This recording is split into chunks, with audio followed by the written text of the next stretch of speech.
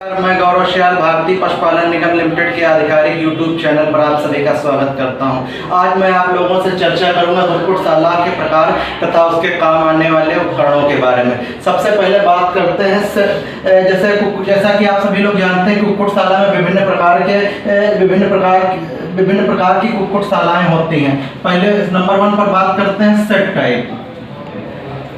Set type जो ये रहती है आपकी, या बहुत प्रचलित और बहुत ज़्यादा प्रयोग में लाई जाने वाली कुक्कुटशाला है। इसमें विभिन्न प्रकार के उपकरणों इत्यादि की जो है सुविधा रहती है। यह सामान्यतः कंक्रीट, ईंट, पत्थर, घास फूस इत्यादि की बना दी जाती है तथा इसकी छत जो है ढालनुमा रहती है, जिसमें कि छत पर जो है पानी जो है न रुके तथा विभिन्न पोल्ट्री के लिए अलग पर्याप्त जगह प्राप्त होती है। यह सामान्यतः 2 प्रकार की होती है। सबसे पहले बात करते हैं एपेक्स तथा पोर्टेबल। एपेक्स या पोर्टेबल टाइप।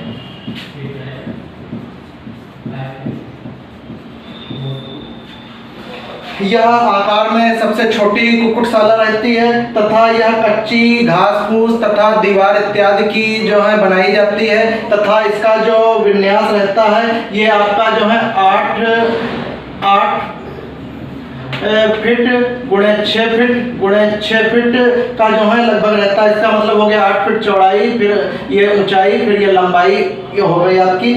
और यह जो है आपकी 16 मुर्गियों के लिए पर्याप्त इसमें स्पेस रहती है तथा यह जो रहती है आपके कुक्कुटशाला या सामान्यतः कुक्कुटशाला जो रहती है वो एक्सटेंसिव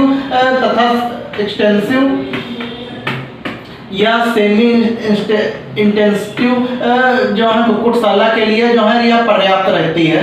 अब सेकंड पर बात करते हैं जो आपकी कुक्कुटशाला के बारे में। यह जो आपकी सेकंड रहती है ये आपकी स्टेशनरी टाइप की रहती है।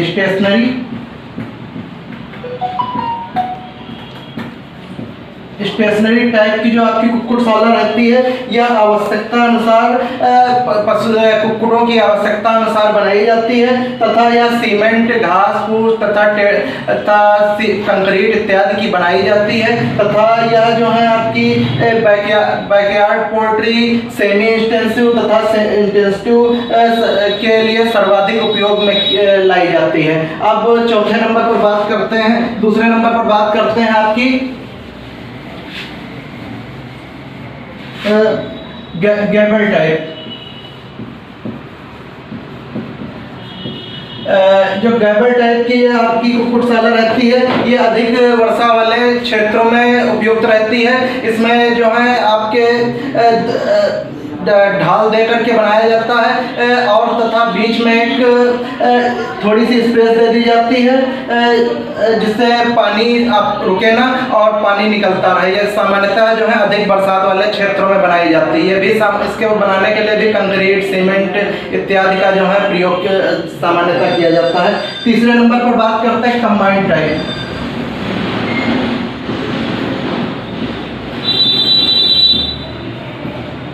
कंबाइंड टाइप की कुक्कुटशाला इसकी छत जो है 2 प्रकार की होती है तथा यह दोनों प्रकार में जो है बीच में एक जो है आपका यह इस टाइप से ढलान दिया हुआ रहता है तथा बीच में एक रिड्ज रहता है तथा यह सामान्यतः जो है इसमें भी लगभग जो है पानी वगैरह इत्यादि रुकने की संभावना नहीं रहती तथा यह मजबूत रहती है तथा हवा के तेज प्रभाव से यह बचाती रहती है तथा इसमें अधिक सामान तथा अधिक मजदूरी की जरूरत पड़ती है तो सामान्यतः ये बहुत अधिक प्रचलित में नहीं है। अब बात करते हैं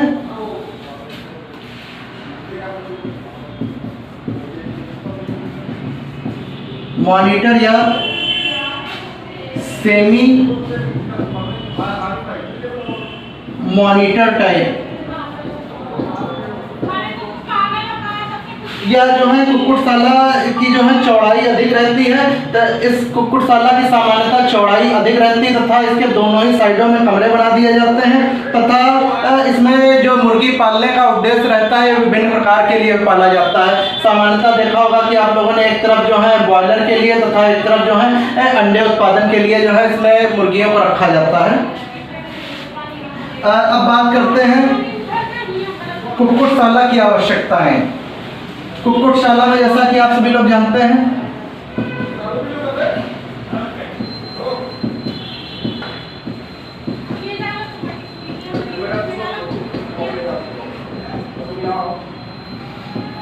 कुक्कुटशाला की आवश्यकताओं में सबसे पहले बात करते हैं कि जगह की स्थिति जो है, जगह कैसी होनी चाहिए।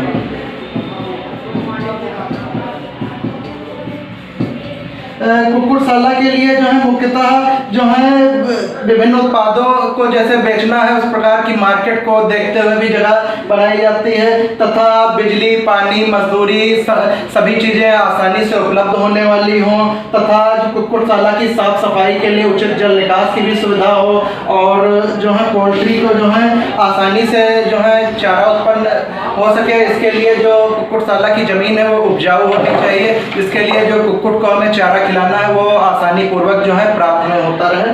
अब बात करते हैं भवन की दिशा।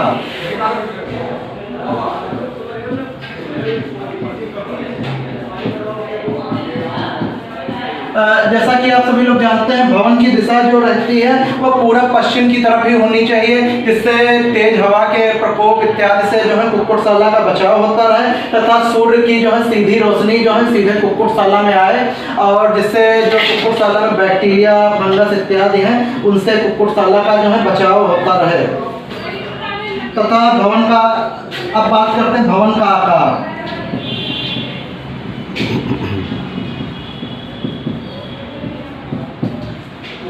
ये जो भवन का आकार है ये पोल्ट्री की संख्या तथा पोल्ट्री की संख्या तथा उनकी आवश्यकता के अनुसार जो है भवन का आकार निर्धारित किया जाता है। हालांकि जो है इस प्रकार से कमरे बनाए जाते हैं जिसमें वे जो है कम से कम हो और अधिक से अधिक लाभ जो है कमाया जा सके कुक्कुटशाला में। अब बात करते हैं कमरों के प्रकार।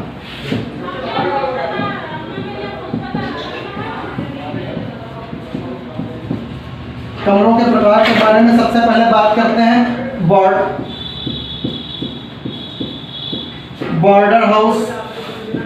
नंबर 2 पर रहता है आपका रेयरिंग हाउस, और नंबर 3 पर आपका रहता है लेइंग हाउस, और नंबर 4 पर रहता है ब्रॉयलर हाउस, और नंबर 5 पर जो आपका रहता है वो पेडिग्री हाउस।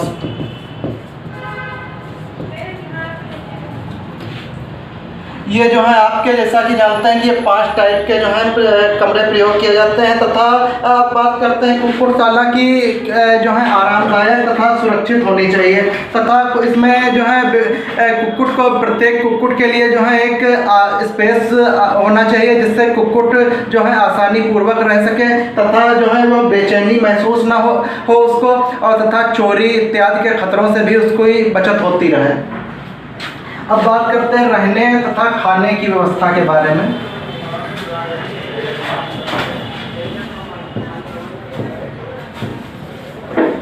रहने खाने के लिए जो है कुक्कुटशाला को जो है विभिन्न प्रकार की नस्लों के लिए अलग अलग जो है चारे इत्यादि की आवश्यकता होती है। तो इस प्रकार से चारा हमें उपलब्ध कराना चाहिए कि वर्ष भर कुक्कुट को चारा मिलता रहे, तथा उनके लिए पर्याप्त स्पेस इत्यादि होनी चाहिए। तथा जो इसका वेंटिलेशन है, कुक्कुट के लिए जो है वेंटिलेशन भी आसानी पूर्वक प्राप्त होता रहना चाहिए, जिससे कुक्कुट बेचैनी न महसूस करे। और अब बात करते हैं तापमान के बारे में। जो कुक्कुटशाला का जो तापमान है वो आपका 55 से 75 डिग्री फ़ारेनहाइट रहना चाहिए, जो कि जो है सामान्य से कुछ अधिक, सामान्य से लगभग कुछ कम रहता है। जैसे इसका जो सेंटीग्रेड में टेम्परेचर है वो 12.8 से 23.8 डिग्री सेंटीग्रेड होना चाहिए, तथा इसमें जो है कम का आर्द्रता की मात्रा कम रहनी चाहिए, तथा जिससे अंडों की गुणवत्ता बनी रहे। तथा जो अब बात करते हैं ह्यूमिडिटी की। ह्यूमिडिटी जो है कुक्कुटशाला का जो वातावरण होना चाहिए वो उसमें ज़्यादा ह्यूमिडिटी नहीं होनी चाहिए, कुक्कुटशाला सूखी रहनी चाहिए, जिससे जो है अंडों की गुणवत्ता तथा जो बॉयलर की गुणवत्ता है वो खराब ना हो। अब बात करते हैं प्रकाश। प्रकाश के जो है कुक्कुटशाला में प्रकाश आसानी पूर्वक जो है उपलब्ध रहना चाहिए, जिससे जो है कुक्कुट समय समय पर जो है उपलब्ध रहते रहना चाहिए तथा पोल्ट्री जो है जल्दी जिससे परिपक्व हो जाए तथा कृत्रिम प्रकाश की भी सुविधा होनी चाहिए जिससे जीवाणु आसानी से नष्ट हो जाए तथा विटामिन डी की भी जो है आवश्यकता रहनी चाहिए, जिससे कि जो है कुक्कुट स्वस्थ रहे तथा विटामिन डी की भी भरपूर मात्रा कुक्कुट को मिलती रहनी चाहिए। अब बात करते हैं कुक्कुटशाला की विभिन्न इकाइयों के बारे में। सबसे पहले बात करते हैं हैचरी। जो हैचरी रहती है ये कुक्कुटशाला में जो है कृत्रिम रूप से जो है इसमें कुक्कुटों को सेहा जाता है तथा जो है इसका आकार जो है आवश्यकता अनुसार निर्धारित करना चाहिए तथा इसमें जिस प्रकार से जो है चूजों की मांग हो उस प्रकार से कुक्कुट को हैचरी को सेह करके जो है कुक्कुट तैयार किए जाते हैं तथा इसका प्रयोग सामान्यतः अच्छी गुणवत्ता के अंडे सेने तथा बॉयलर प्राप्त करने के लिए किया जाता है। अब बात करते हैं सेकंड नंबर पर बॉर्डर हाउस के बारे में। जो बॉर्डर हाउस होता है ये कुक्कुटशाला की ही एक इकाई रहती है तथा यह इसमें 4 से 6 सप्ताह के जो कुक्कुट रहते हैं उनको पाला जाता है तथा इसमें आवागमन तथा सुरक्षा की दृष्टि से यह पर्याप्त रहता है। अब बात करते हैं रेयरिंग हाउस की। रेयरिंग हाउस जो रहता है, जैसे रेयरिंग से तात्पर्य है कि कुक्कुटों को पालने के लिए ही जो है रेयरिंग का जो है प्रयोग किया जाता है। इसमें करीब 20 से 22 सप्ताह के कुक्कुट ला करके पाले जाते हैं। अब बात करते हैं लेइंग हाउस के बारे में। यह जो इसमें सामान्यतः मुर्गी पाली जाती हैं तथा यह इसमें प्रकाश धूप इत्यादि प्राप्त करके जो है कुक्कुटों को जो है आसानी पूर्वक रखा जा सकता है। अब बात करते हैं पेडिग्री हाउस के बारे में। पेडिग्री हाउस जो रहता है कुक्कुटों की जो है अच्छी नस्लों को प्राप्त करने के लिए जो है उनका जो पेडिग्री हाउस बनाया जाता है। अब बात करते हैं कुक्कुटशाला में जो है आने वाले जो उपकरण हैं उनके बारे में। सबसे पहले बात करते हैं फीड हापर के बारे में। फीड हापर या फीडर यह कुक्कुटशाला का वो उपकरण होता है जिसमें कुक्कुटों को जो है भोजन इत्यादि दिया जाता है तथा जो है इसमें यह इस प्रकार से बनाना चाहिए कि जो है साफ सफाई आसानी पूर्वक होती रहे तथा इसमें यह इस प्रकार से बनाया जाता है फीड हापर कि इसमें कुक्कुट को रख दिया जाए तथा यह जो आपकी 3 फीट प्रति कुक्कुट के हिसाब से जो है ये आपका जो फीडर जो है वो बनाया जाता है जिससे कुक्कुट जो है तमाम कुक्कुट बैठ करके आसानी पूर्वक भोजन ग्रहण कर सके। अब बात करते हैं वाटरर। जो वाटरर रहता है वो सामान्यतः सीमेंट इत्यादि का इसमें प्रयोग किया जाता है तथा इसमें कुक्कुट आसानी पूर्वक बैठ करके जो है पानी को जो है पी सकता है तथा यह जो है इसमें भी प्रत्येक कुक्कुट के लिए जो है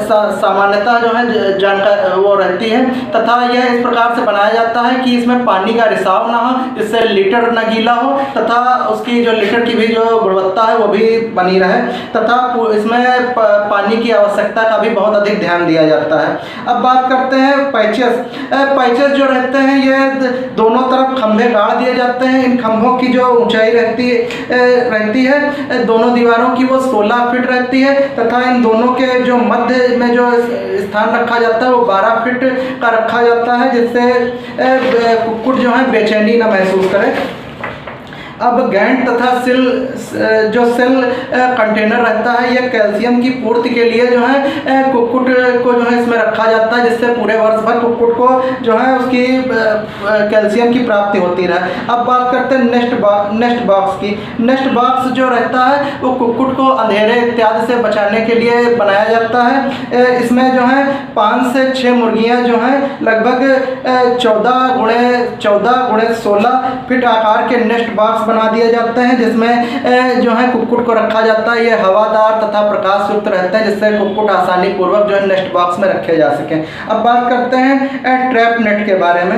ट्रैप नेट जो है ये लेइंग बॉयलर को जो है अंडे देने के लिए ही बनाया जाता है तथा इसमें एक दरवाजा बना होता है तथा इससे कुक्कुट जो है बाहर ना निकले तथा यह 3 से 4 मुर्गियों के लिए एक ट्रैप नेट बनाया जाता है। आप लोग हमारे चैनल को अधिक से अधिक लाइक करिए, शेयर करिए जिससे आप लोगों को आगे की नोटिफिकेशन मिलते रहे तथा हमारे चैनल को सब्सक्राइब करिए तथा डिस्क्रिप्शन लिंक से हमारे PDF आप आसानी पूर्वक प्राप्त कर सकते हैं। नमस्कार। Click on the subscribe button to subscribe to our channel. Press the bell icon on the YouTube app and never miss another update.